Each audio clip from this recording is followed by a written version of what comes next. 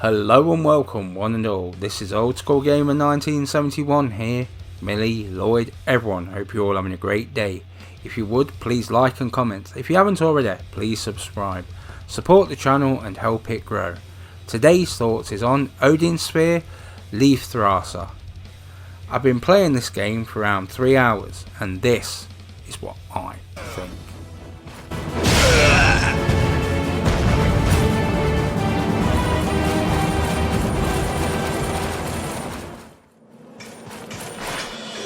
Griselda!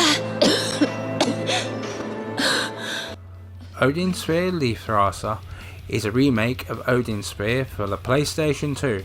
It was decided that it would be an improved version with better RPG elements and expanding the game size, as well as addressing the known criticisms of the original game. It is definitely, on paper at least, the best version yet.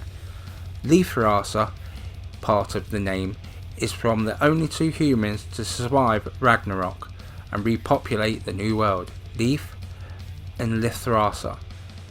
It is an action RPG and uses a 2D side-scrolling point of view.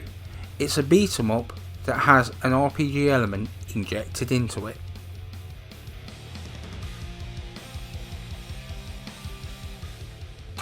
Vanillaware Limited is a Japanese video game developer and is based in Osaka, Japan. Founded in 2002, formerly named as Pure Guru, with employees from Capcom and Atlus, in 2007 they released 2 games, Odin Sphere and Grim Grimoire. They have become famous for their 2.5D beat-em-ups and have worked with several publishers. It is Atlus that they've returned to several times with games such as Dragon's Crown and 13 Sentinels Aegis Rim.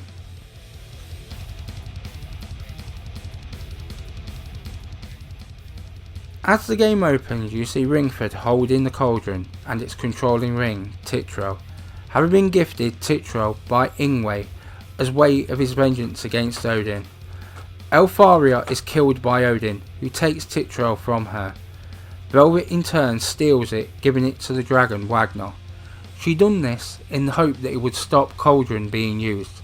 Cornelius, her lover, is changed into a puka by Ingwe and cast into the netherworld, who only escaped with the aid of his grandfather, Galan. He learns that the people of Valentine share his curse. He is embroiled in both Puka's efforts at collecting wish-granting coins to reverse their condition and to save Velvet from danger. The 3 wise men are attempting to fulfill the prophecies of Armageddon. All but one wise man are killed during the course of their journey. Cornelius grabs Velvet from their grasps and reaffirms her love for him in his new form. So is this Odin Sphere, leifthrasir, or is it boredom bowl, leafy sod?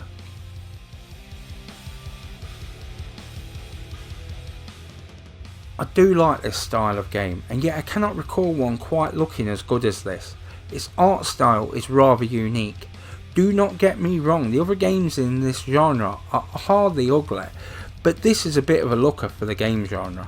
I will admit that this is a genre that I've only just started to like.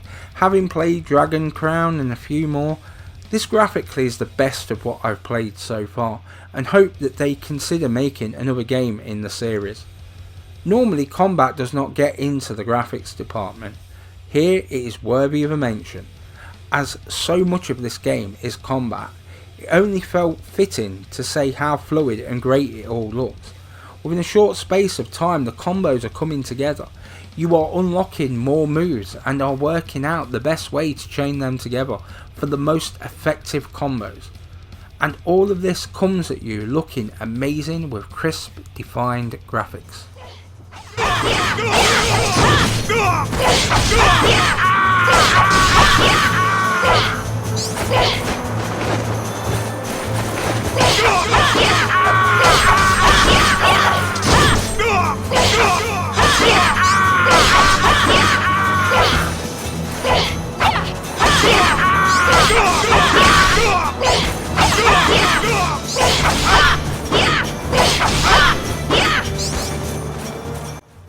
The voiceover, whilst isn't perfect, does have the old arcade flavour to it.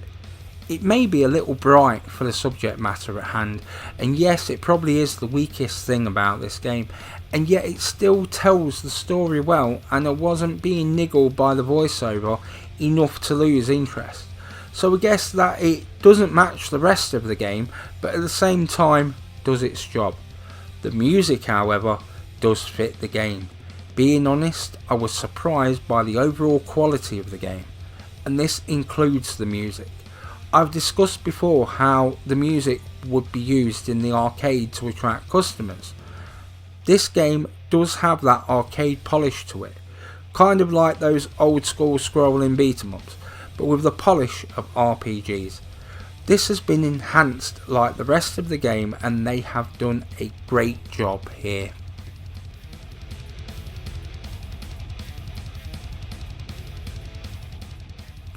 This is so simple to string something together, and yet at the same time you know there is much ahead of you. More powerful combos and more powers. The combat here has so much depth, even more so now with the remake. I have found this the easiest game in the genre to get into, and that is in no small part thanks to the combat. Now, it might seem weird putting menus into gameplay, but you will be using them a lot, mixing potions, using them and healing in battle, the skill tree. There is a lot on it, and you will be navigating through it often. All of this is made easier by how the menus work. In my time with the game, I was soon doing what I needed to do.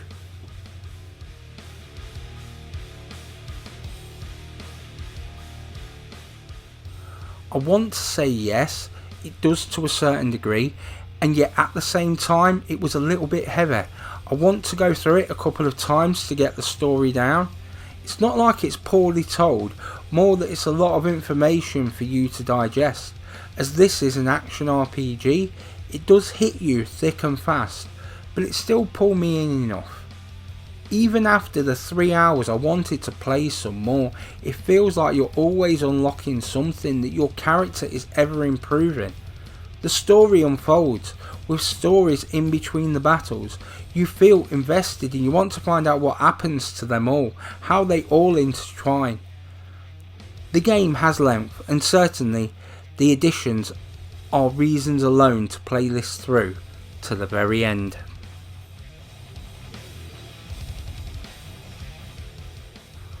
This is one that I know I will go back to at some point, probably several times in fact. It's one of the few games in the last few years that I will go back to just because. It is like the old arcade games in that way. It pulls you in back for one more go. I wish I had played this on PlayStation 2. However, the fact it was released on the PlayStation 3, 4 and Vita, adding that it's held its price pretty well, and it's not on sale very often. So does it live up to the hype? Is it worth that price? Really, that depends on how much you like RPGs and or scrolling beat 'em ups. This really does fit into those categories. You do have a map, and killing everything on it is the best course of action. To me, a game is measured by how much you want to play it and how long it stays that way for. Here I feel I got my money's worth, and certainly look forward to playing this gem again. So Odin Sphere Leifthrasir, this most definitely is.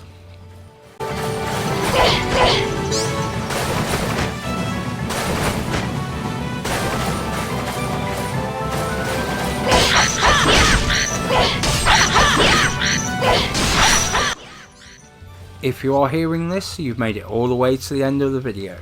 Thanks for your support. Give it a thumbs up and comment if you enjoyed the video. Please share everywhere, as it helps the channel grow and puts a big old smile on this old face. Leave your suggestions down below in the comments. Enjoy your day one and all. This is Old School Gamer 1971 signing off.